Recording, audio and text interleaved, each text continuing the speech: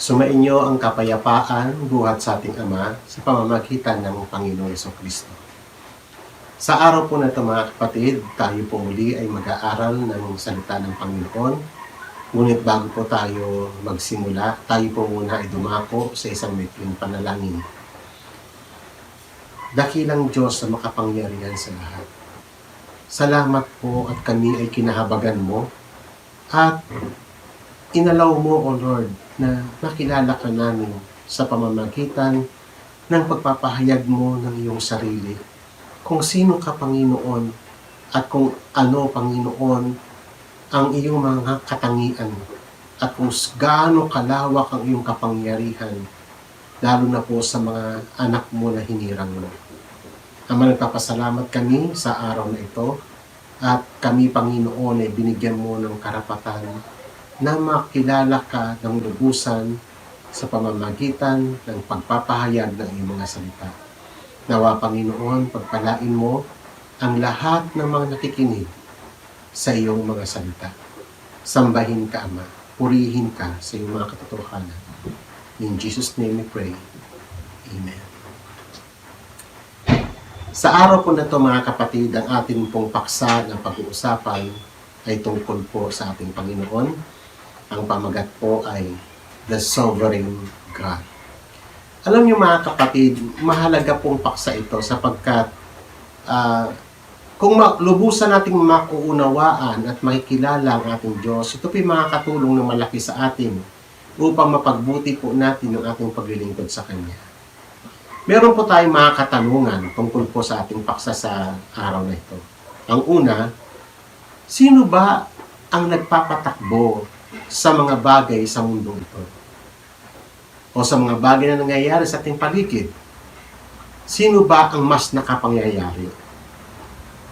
Gaya po nung napag-usapan natin noon, ito ba ay kapalaran lang o nagkataon lang? Fate or chance? Or maaaring iniisip ng iba ay parang tao lang o ang gobyerno lang nagpapatakbo ng mga bagay na ito. At meron pang iba ng kaisipan na ganito, na para bang si Satan ang mas nakapangyayari sa mundo ito. Ano po ba mga kapatid ang mas pinapaniwalaan mo? Alam niyo mga kapatid, meron pong dalawang uri ng sistema ng paniniwala. Una, na ikaw ay naniniwala sa isang makapangyarihang Diyos ng Biblia, na siya ay mayroong absolute power sa lahat ng bagay, na siya yung lumikha ng lahat ng bagay, siya yung nag-ordain, nagsusustain sa lahat ng bagay, at siya yung nag-govern sa lahat ng bagay. Or, kung hindi yun ang iyong paniniwala, kapatid, ay maaaring ang iyong paniniwala ay nakatuon doon sa nagkataon, or maaring kapalaran, or maaring ang nakikita lang natin nagpapatakbo ng daigdig ay ang gobyerno o ang tao, yung mga sarili lang natin. Or, ito madalas ito mga kapatid na mas ginagawa ng mga tao na sovereign si Satan. Kaya nga, mga kapatid, sino ba ang mas nakapangyayari sa lahat ng bagay sa mundo ito? Ang mga bagay bang na nabanggit natin o ang Diyos ng Biblia? Ngayon mga kapatid, kaya ko po ito nais na i-brought up kasi maraming po mga preachers sa panahon ngayon. At ang karamihan po sa kanila ay nasa hanay ng mga evangelicals.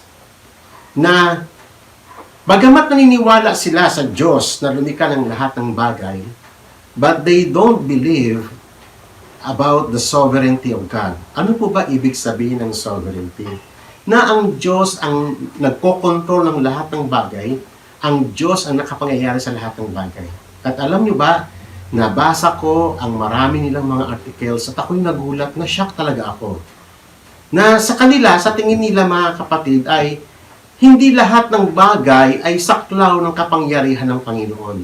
Na may mga bagay daw na hindi saklaw ng kanyang kapangyarihan o hindi kontrolado ng Diyos. Kayo po ba mga kapatid ay naniniwala rin sa ganong kaisipan? Kaya nga yun nga po ang tanong natin kanina Ang tingin mo ba sa Diyos na iyong sinasamba o yung Diyos ng Biblia ay isang Diyos na limitado ang kapangyarihan, or ikaw ay naniniwala doon sa katawagan na God is omnipotent. Ang Diyos ay almighty at siya ay nakapangyayari sa lahat ng bagay. Ano ang mas gusto mong paniwalaan? Yung Diyos na limitado ang kanyang mga ginagawa? O yung Diyos na limitado ang kanyang kapangyarihan? O ikaw ay naniniwala sa isang absolute and powerful God who controls and governs all things on this earth? Not only on this earth, but also in the whole universe. So ngayon mga kapatid, sapagkat ito pong kumakalat sa maraming mga Christians ay hindi, this is not Christianity. This is a heresy. At delikado pong teachings ito mga kapatid. At ito po'y nakaka-poison sa maraming pananampalataya ng marami nating mga kapatid sa Panginoon. Kaya nga mga kapatid, no, kung kayo po ay nakikita nyo ang picture na ito sa internet, na dito po sa may picture na to kung ating pong pag-aaralan, ay makikita ninyo na para bang si Satan ay merong equal power sa Diyos. Or kitang-kita po natin, alam nyo, sa totoo lang, marami mga Christians na mas ang tingin nila kay Satan ay mas makapangyarihan pa kaysa kay God. At may mga ganitong paniniwala sila na para bang si Satan ang may control sa mga digmaan, sa mga calamity, sa mga sakit, karamdaman, puro si Satan lahat yun. Mas sovereign mas malaki pa yung paniniwala nila sa kapangyarihan ni Satan kaysa kapangyarihan ng Diyos. Na para bang si God wala siyang magawa. Pag merong namamatay, nagkakasakit, may digmaan, may namatay, para bang si God walang magawa at si Satan panalo. Na parang ganito po ang pinapalagay nila na para bang naglalaban si God at saka si Satan o yung light and darkness na minsan ganito, minsan nananalo si God, minsan nananalo si Satan. Mga kapatid, ganun din pa ang iyong paniniwala sa Diyos ng Biblia? Kung iyon po ang tingin mo sa Diyos, kapatid, ibig sabihin lihis ang iyong pagkakakilala sa Diyos ng Biblia.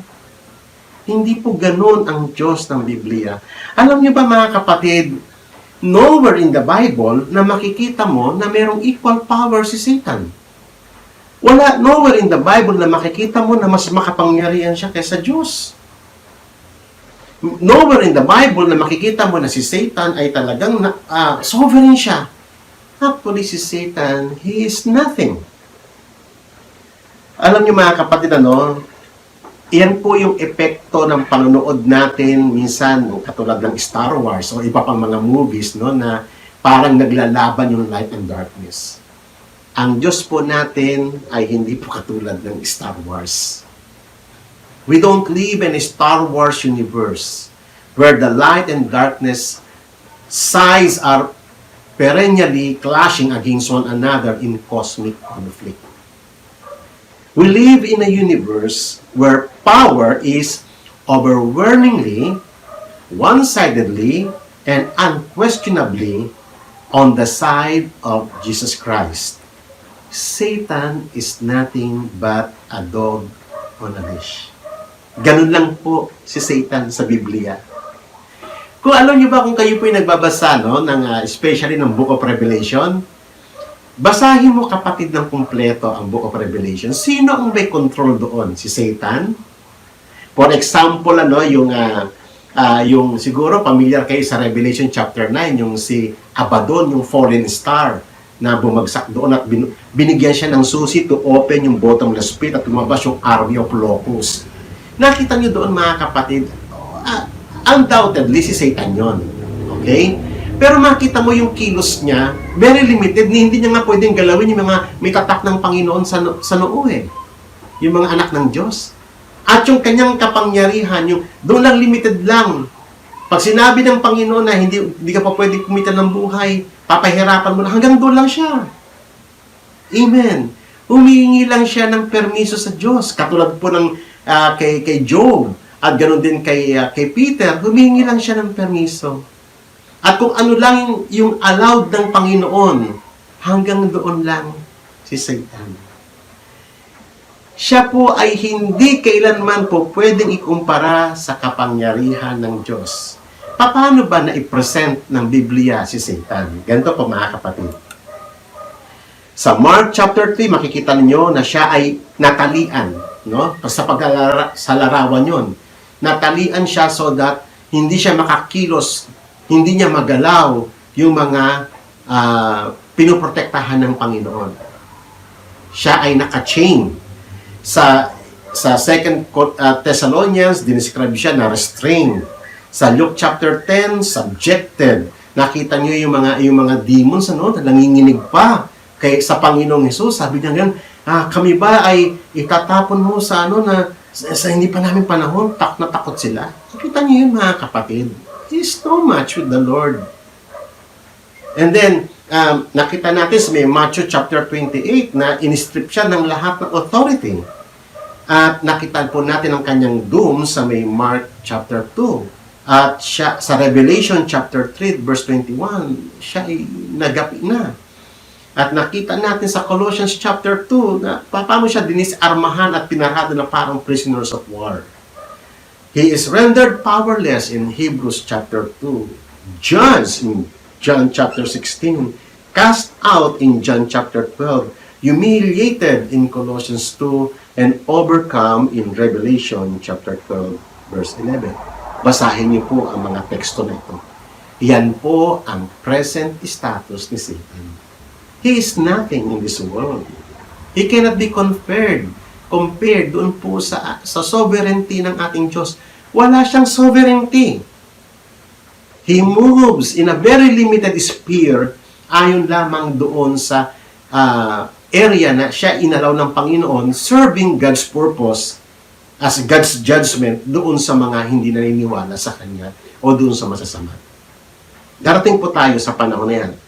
Ngayon, mga kapatid, tayo po yung magpatuloy. Ngayon, kung si God, gaya po ng itinuturo ng ilang mga evangelicals, na si God ay hindi absolute yung kanyang power, na hindi siyang may control sa lahat ng bagay na nangyayari sa ibabaw ng daigdig, na hindi siyang may control sa mga virus, sa mga pestilence, sa mga digmaan.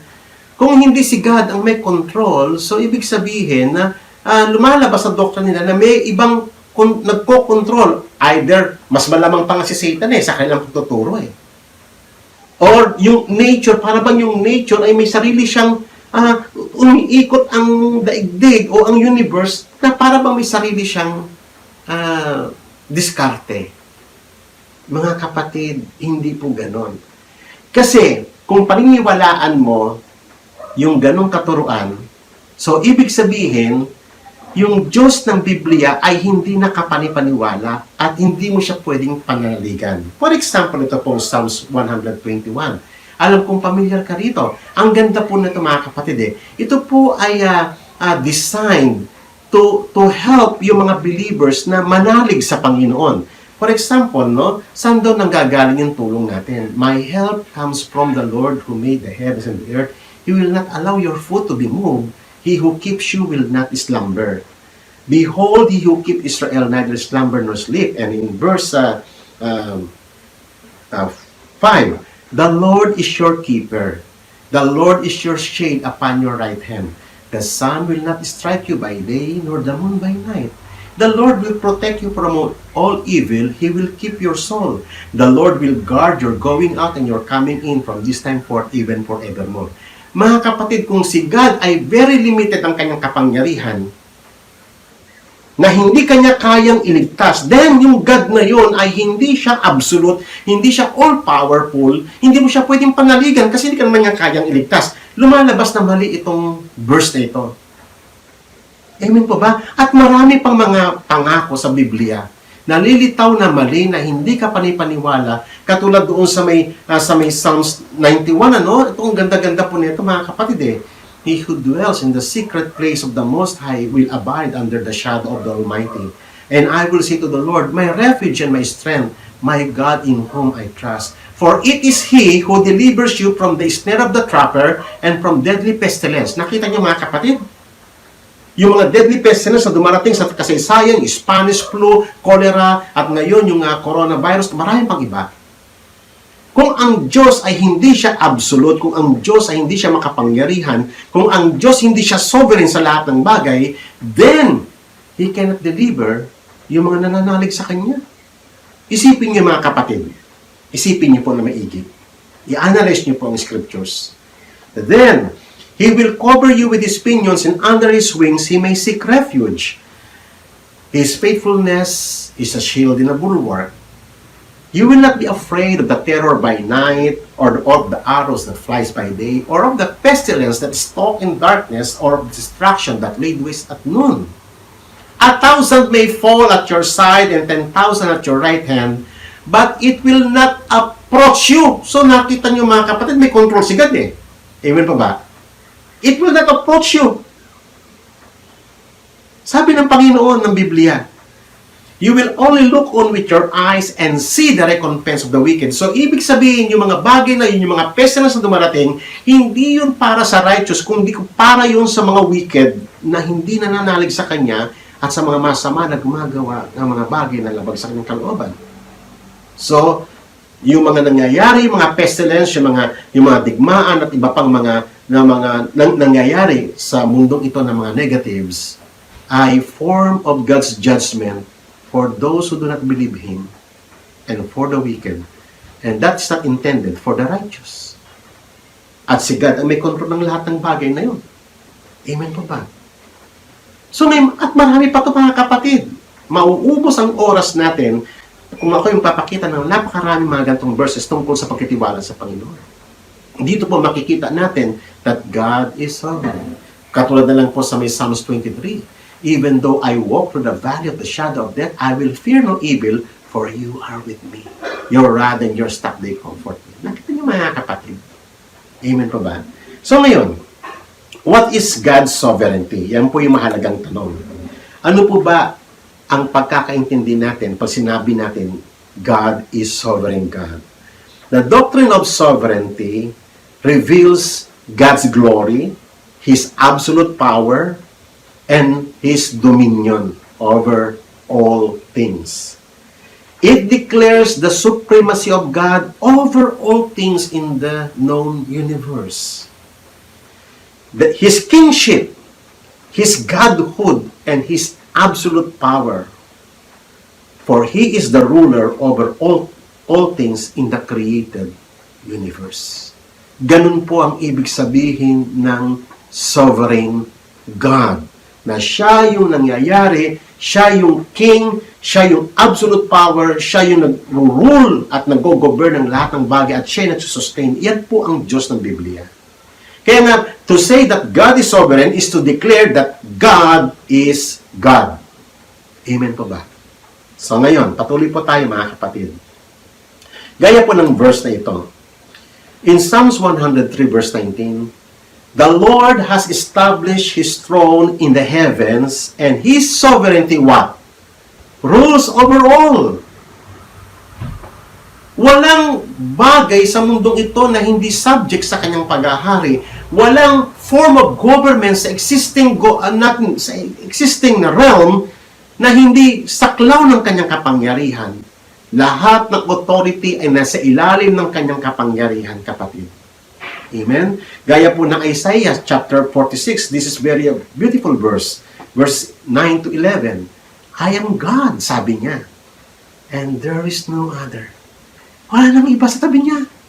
Wala nang ibang nagpapatakbo ng mundong ito. Wala nang ibang force or power na known sa buong universe except Him. I am God, sabi niya. And there is no other. Not even Satan. Wala na. Siya lang. Siya lang. The triune God ang nagpapatakbo ng buong affairs ng mankind. I am God, and there is no one like me. Walang po pwedeng pumantay sa kanyang kapangyarihan, sa kanyang absolute power, sa kanyang sovereignty.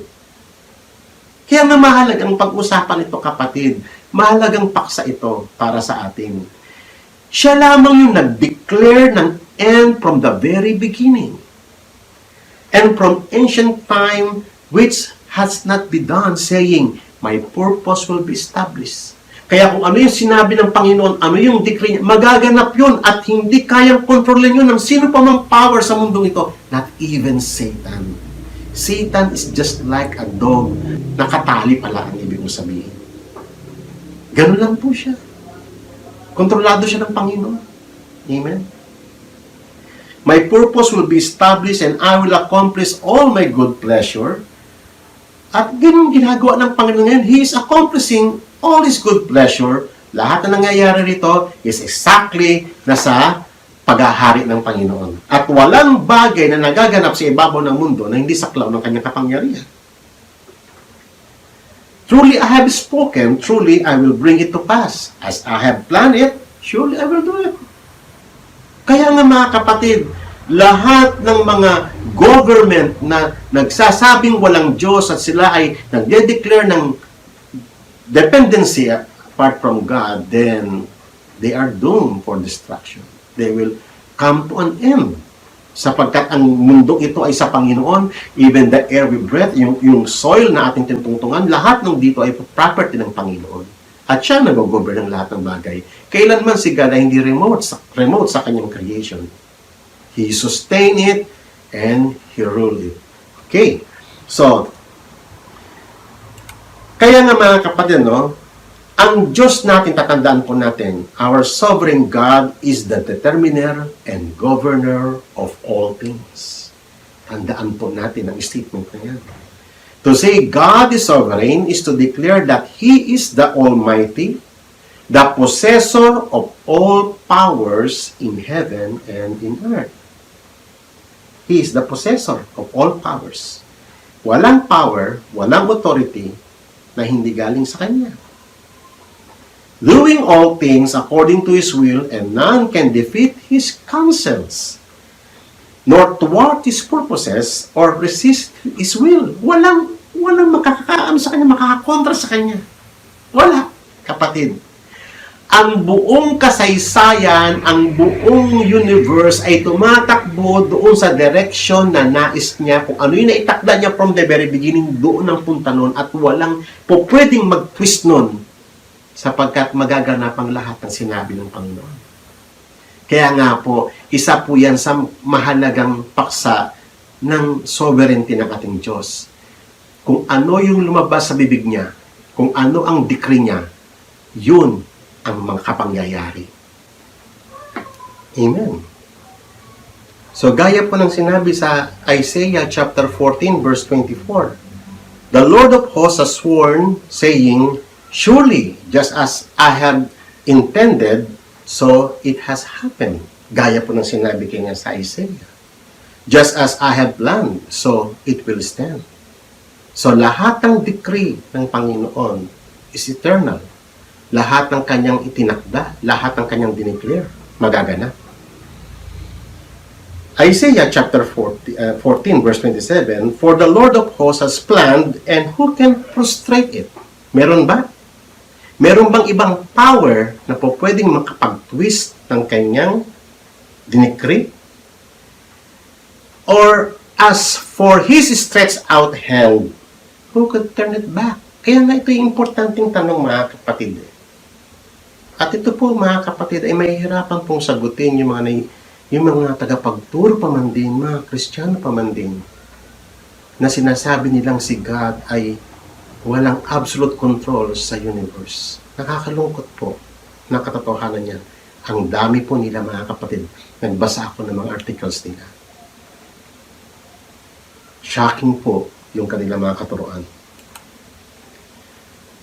Sabi nga po ng Psalms chapter 115 verse 3, but our God is in heavens.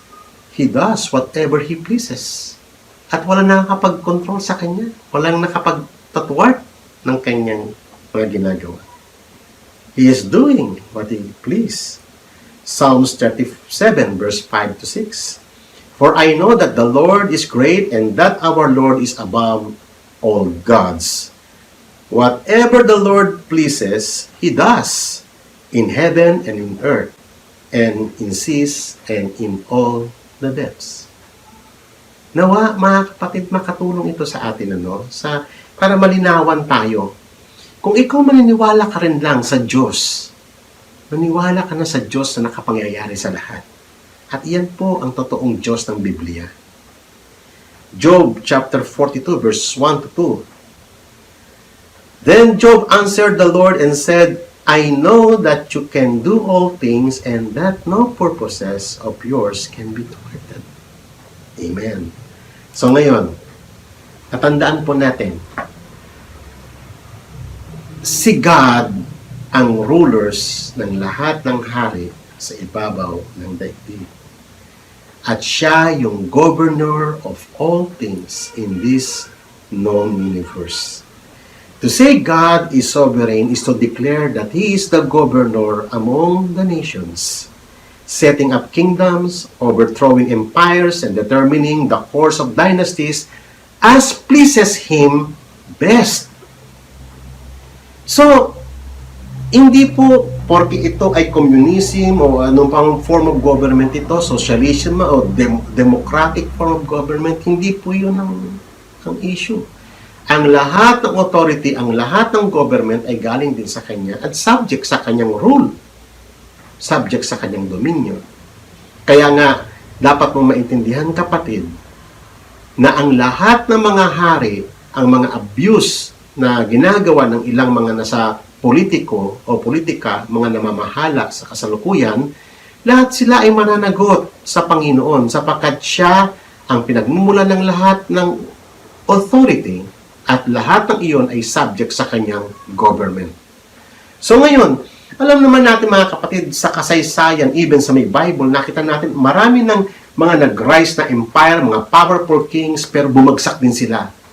Even their empires, kahit na gaano sila katanyan. Sino po nagkokos nun? For example, ito po sa atin, yung mga people power 1 natin, people power 2. Sino po nakapangyayari doon? Tao? Ang nag-decide? No, it is God. Sapagkat yun ang sinasabi ng Biblia. Amen. Sabi nga ng Psalms 22, For the kingdom is the Lord's and He rules over the nations. Amen. Hindi po siya remote. Kaya huwag po tayong mag-alala mga kapatid.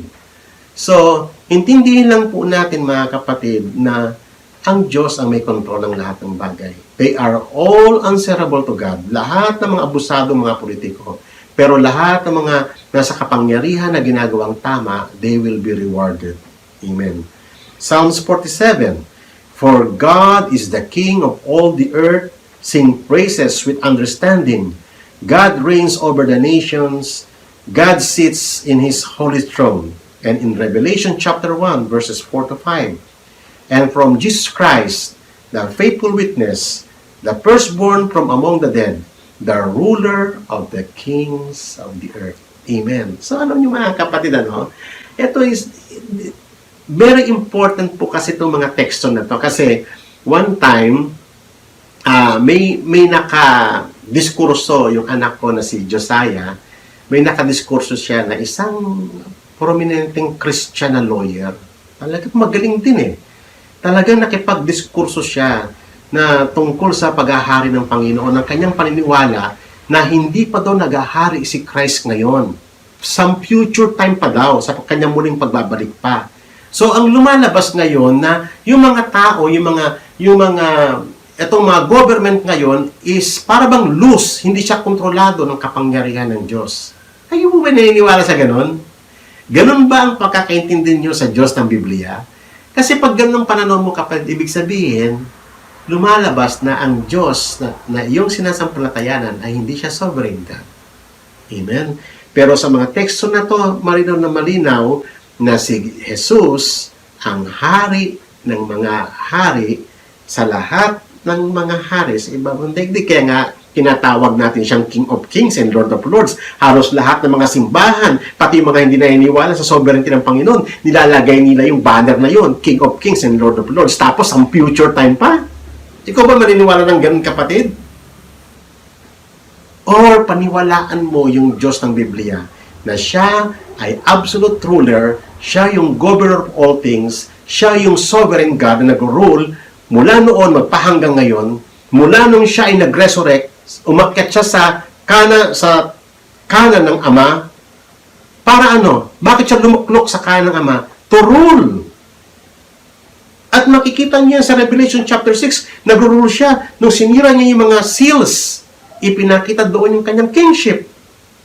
He's the ruler over the kings of the earth. Kaya ang tawag sa kanya, King of Kings and Lord of Lords. Hindi po some future time. Pagbalik niya, ay makikita ng mga tao yung katotohanan iyon. Amen? It is a present reality, mga kapatid. Kasi ganito, no? Meron tayong mamaya magandang konkretong example dyan. Pero, for the meantime, basahin po natin ang mga teksto pang ito.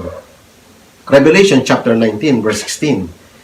He has on his robe, ito po yung sa kanyang muling pagbabalik. On his thigh was written, King of Kings and Lord of Lords. Amen. Daniel chapter 2. Sabi nga ni Daniel, nakita niya, it is He who changes the times and the seasons. He removes kings and establishes king. Siya yun eh. Kaya nga siya King of Kings. Lahat ng mga tiwali na mga hati, natanggal niya. Ginadjudge niya. Siya yun. Hindi po tao nagde-decide nun. Hindi po tao nagpapalis nun, si God. Amen. At nire-reward niya yung mga king na matutuwid. Even yung mga congressman, lahat ng mga politiko na tumatakbo sa larangan ng ating pong pamahalaan. He gives wisdom to the wise men and knowledge to men of understanding. This is the God of the Bible. Ang isang magandang konkretong halimbawa nito ay si King Nebuchadnezzar. Sa Daniel chapter 4. Siguro naman mga kapatid, kilala nyo si King Nebuchadnezzar. Ito ay pinaka-powerful na emperor. Ang emperor kasi mga kapatid, he is more than a king. Ang emperor po ay lumalabas na King of Kings sa realm ng mankind. Kasi marami siyang hawak, marami siyang subjects na mga kingdoms, mga kings under him. Yan po ang emperor. Alam nyo ba, mismo ang Bible ay nag-affirm na kung gaano kalawak at kung gaano kalaki o kung gaano katindi yung splendor ng kanyang kingdom, siya po ay kinumpara doon sa may head of gold. At wala na makakapantay sa buong kasaysayan ng kanyang kapangyarihan. And this man is King Nebuchadnezzar. At ito po yung magandang example na mapapakita natin that God is the ruler over the realm of mankind. Amen. So ito pong si King Nebuchadnezzar na isang sa Guinness Book of Records, siya yung pinakamakapangyarihang emperor na wala nang lalagpas sa kanyang kapangyarihan. Amen. Isang araw siya po ay nanaginip. At nakakita siya doon sa kanyang panaginip ng isang napakalaking puno na ang daming mga ibon na dumadako sa kanya. And then, doon sa panaginip niya, may narinig siya na isang angel na nagsumigaw na, putulin yan, sabing ganon. At yung stump ay lagyan ng bakal at bronze. And then, bigyan siya ng isip na parang tulad ng hayop at siya'y maninirahan sa gubat, kapiling ang mga hayop sa loob ng 7 taon. At ang kanyang pag-iisip ay parang hayop, nakakain siya tulad ng mga hayop. So nakita po natin yung panaginip na yun. At siya ay nabagabag, kaya pinatawag niya si Daniel. At ipinaliwanag naman ni Daniel sa pamamagitan ng karunungan ng Panginoon kung ano ang ibig sabihin ng panaginip na yun. Na siya yun, yung makapangyarihang puno na yun. At yung mga dumadapo doon ng mga ibon ay yung mga saklaw ng kanyang kapangyarihan. At mga kapatid, doon sa panaginip niya ay pinaliwanag din ng Panginoon na iyon ay sentence ng Diyos sa kanya dahil sa kanyang kapanaluan.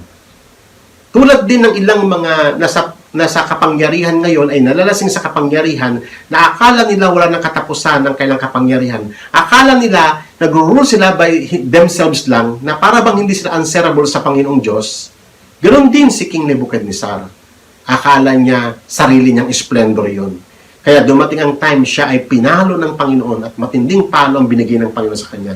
At ito po yung sentence.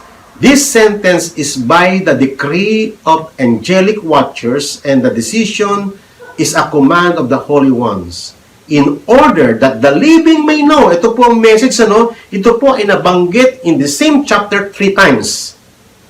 just to confirm that God is the ruler over the realms of mankind, in order that the living may know that the Most High is ruler over the realm of mankind, and bestows it on whom He wishes, and sets over it the lowliest of men.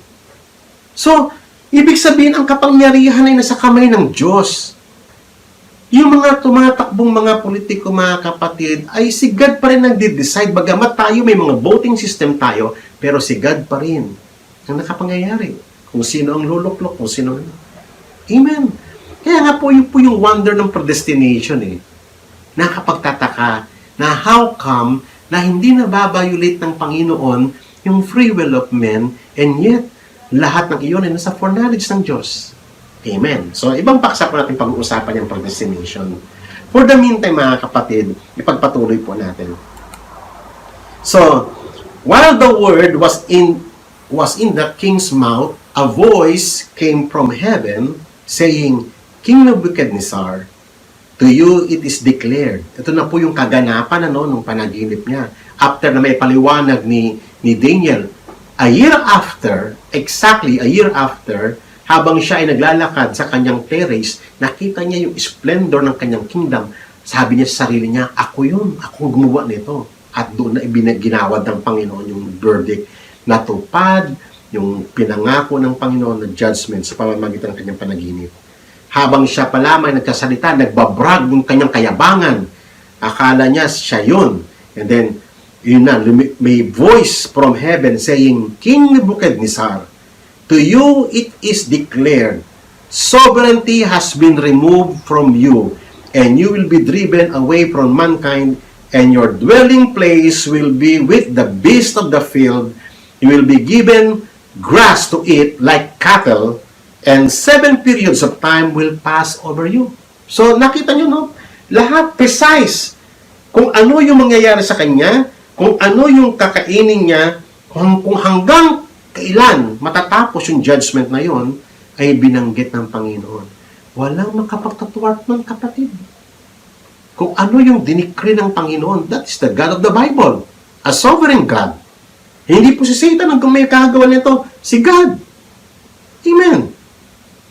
Until you recognize, ito po yung lesson, until you recognize that the Most High is the ruler over the realm of mankind, and bestows it whomever He wishes.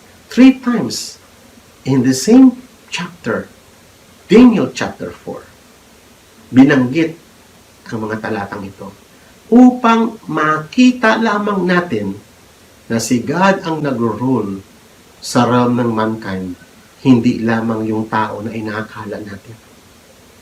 Ngayon po ay nag-rule ang Panginoong Hesus. Kung paano nag-rule siya noon pa, magpahanggang ngayon, si God ang ruler over the realm of mankind. At ngayon, sa pamamagitan ng Panginoong Hesus. Amen. Sapagkat ang Panginoong Hesus, ang King of Kings and Lord of Lords. Yung kanyang pagbabalik, na nakita sa Revelation chapter 19, yun po ay day of judgment sa lahat ng mga kings na tiwali, sa lahat ng kings na inabuso nilang kanyang kapangyarihan at hindi kumilala sa kanyang salita. So, but at the end of that period, ano po nangyari kay Nebuchadnezzar? Natapos po yung 7 period of time. I, Nebuchadnezzar, testimony niya, raise my eyes toward the heaven, and my reason returned to me. Bumalik na yung kanyang isip. Natapos na yung 7 periods of time. And I blessed the Most High. At emperor po ito Grabe yung pagtuturo ng Panginoon sa kanya. So, nung nakita niya yung katotohanan nung salita ng Panginoon, pinuri niya ang Diyos. At sabi niya, and honored Him who lives forever, for His dominion is an everlasting dominion, and His kingdom endures from generation to generation. At ito yung kanyang matinding statement. Message niya sa lahat ng henerasyon, sa lahat ng mga namumuno, pagpahanggang ngayon, hanggang sa mga panahon na darating. Ito po ang mensahe ni Nebuchadnezzar. All inhabitants of the earth are accounted as nothing. but He does according to His will. In the halls of heaven and among the inhabitants of the earth, and no one can ward off His hand or say to Him, "What have you done?" Amen. Si God ay may karapatan, tayo yung pot, siya yung potter. Walang karapatan yung pot na magsabi, bakit gantong shape ang gusto mo sa akin? No. God is doing as He pleases. Kung ano yung design niya, kung ano yung decree niya, yun yung magaganap. And no one can blame God or accuse God of injustice. How dare you to judge God na hindi niya alam kanya ginagawa? How dare you? Actually, hindi lang po galing sa akin yan. Galing mismo yan sa Biblia. One time, pag-uusapan po natin yung salitang yan. How dare you? Sabi ng Panginoon sa siya. Now, I, Nebuchadnezzar, praise and extol and honor the King of heaven, and whose works are truth, and His ways justice. Those who walk in pride, He is able to put down. Amen? Lahat ng mga palalong nasa pamahalaan ngayon, one day, akala nila walang katapusan ng kailang mga kapangyarihan, yung kailang kahibangan sa kapangyarihan. One day, they will be humbled, they will be put down by God. Ang author ng lahat ng pamamahalaan. Amen po ba? Because God is the ruler over the realm of mankind. Tatandaan po natin yan. This is very important. Amen. To say that God is sovereign is to declare that He is, gaya ng sabi ng 1 Timothy chapter 6 verse 15, the blessed and only sovereign, the King of kings and Lord of lords. Amen. Yun po ang ibig sabihin ng sovereign. That is the God of the Bible. Amen. The sovereignty of God simply stated in His right to do according to His will. May karapatan siya kung ano yung gusto niyang gawin. He is the owner of all things. Siyang may-ari ng air na hinihinga natin. Siyang may-araw ng araw, ng ulap. Siyang may-ari ng daigdig. Tayo ay nakikitira lang dito. At huwag tayong maging mayabang na para bang mas magaling tayo sa Diyos na may-ari ng lahat ng bagay. The Creator of all things. The sovereign God is simply, He has the right to do according to His will, His power to accomplish His will, and His authority to govern His creation as His will determines. Amen. So, we have the right to remain silent. Amen. Gaya po ng kasabihan. Huwag tayong maging palalo sa harapan ng Diyos. Huwag nating palabasin na mas magaling tayo sa Kanya. We are nothing. We are a finite being and He is infinite. He is eternal at tayo, limited ang ating buhay sa ibawang daigdig. Limited, even our own understanding, but the wisdom of God is inscrutable, incomprehensible. Amen po ba? Huwag nating i-dare na masyado tayong mas magaling pa tayo sa Kanya. Mas marunong pa tayo sa declaration ng Kanyang mga salita. Gaya ng tinuturo ng ibang mga tagapagturo.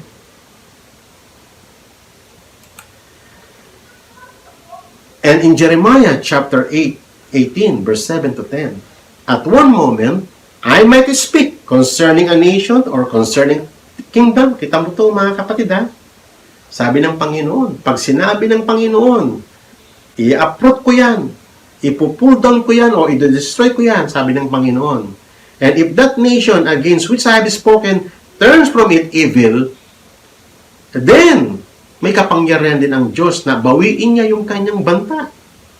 He has all the right. Ang Diyos kasi natin, mga kapatid, ang Diyos ng Biblia ay nagwo-work ayon sa kanyang mercy at sa kanyang justice. Huwag niyo pong kakalimutan yan, yung justice ng Panginoon. He works all His wills according to His righteousness, according to His truth, according to His justice. And He cannot deny Himself. Amen. He is a faithful God. And He cannot, never, na iko-contradict niya ang kanyang sarili. Hindi niya kailanman gagawin yun. Amen. Kaya nga, balanse ang being ng ating Panginoon. He is the God of love and at the same time, He is a God of justice. He is able to judge. Dito, mga kapatid, maraming nalilito ang mga kapatid tungkol sa pag-ibig ng Diyos. One day, pag-usapan po natin about the love of God. Yung balancing pananaw, yung biblical na pananaw tungkol sa pag-ibig ng Panginoon. And what is the very foundation of that love? Ang tingin nga po natin mga kapatid sa pag-ibig ng Panginoon, distorted eh. Akala natin tayo ang pinaka-object ng pag-ibig ng Panginoon. You're wrong. God cannot deny Himself. Lahat ng ginagawa niya, He is doing for His own glory. And no one could question that truth. Amen po ba? Or at another moment, I might speak concerning a nation or concerning a kingdom to build up or to plant it, or if it does evil in my sight, sabi ng Panginoon, after na i-bless ko siya and not obeying my voice, then, sabi ng Panginoon, He has all the right na bawiin ang lahat ng promise na yun. Ginawa niya mismo sa bayang Israel, sa kanyang sariling bayan. At tayo po doon, hindi po tayo exempted. Kaya nga ang banta nga doon sa Romans chapter 9, Romans 10 and 11, sabing ganun, tatandaan natin, hentil lang tayo. Galing tayo sa mga hentil. Hindi talaga tayo kabilang sa bayan ng Panginoon. Tayo mga taong kinahabagan lamang ng Panginoon. At inadapt niya tayo sa kanyang pamilya. Kaya nga sabi nga ni Apostol Pablo, kung yung original nga na branch pinutol ng Panginoon at tayo iniugpong doon. God has all the right na kung magiging palalo din tayo, kung magiging blinded din tayo, magiging arrogant din tayo katulad ng Israel, He has all the right to na putulin tayo doon. Amen. At ito po yung banta ng Panginoon. This is the God of the Bible. Nang sa ganun mga kapatid, matuto tayong matakot sa Diyos. Amen. Alam mo, ang tamang pagkakaintindi sa Panginoon, ang tamang pagkakaunawa, ay nagli-lead sa fear of God. Yan po ang fruit ng tamang katuruan. Hindi yung katulad po ngayon na abuse na ang grace of God, na abuse na ang love of God, na abuse na ang lahat ng mga truth na sinabi ng Panginoon, na abuse dahil sa distorted na pagtuturo o distorted na pananaw. Amen. Kaya nga, to say that God is sovereign is to declare that the Almighty God, the possessor of all authority, power, and dominion in heaven and on earth, is the supreme monarch, the ruler, and governor of all kings of the earth. Amen. I pray mga kapatid na ito ay na-resolve natin ang isang area na ito. Actually, this is only a part 1. Marami pa tayong pag-usapan about the sovereignty of God. Pero I do believe mga kapatid na na-settle natin ang ilang mga clouds or mga doubts o yung mga maling katuruan na umiiral ngayon, lalo na po sa mga churches, ay ma-clear po natin yun. Amen. So, dito po tayo magwawakas. Ito po ay sulat ng aking anak. Because God is the world and everything in it, every event, every matter of fact, every thoughtless gesture, all of them have purpose and meaning. Why? Because God is sovereign. Every death, every moment is spent in laughter or in pain, every birth, all of them part of God's grand scheme. Maaring na hindi pa naintindihan, but one day, we will understand. We will clearly see kung ano man ang ibig sabihin ng mga talatang ito. Nothing is for nothing. Not the laws of Eden, nor a droplet of martyr's blood, not David's stillborn child, not Absalom hanging from a tree. Nothing is wasted. All things and the free actions of men all bring us ever closer to a future where all things are under the feet of Christ. Amen.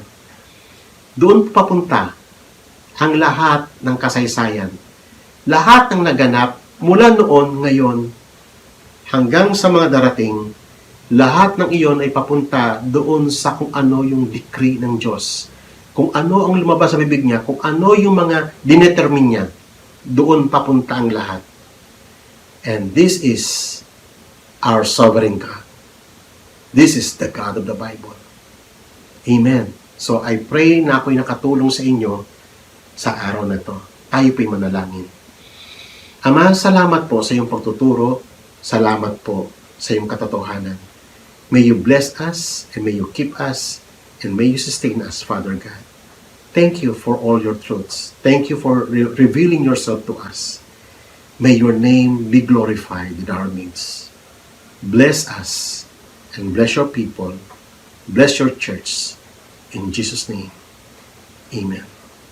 God bless you all.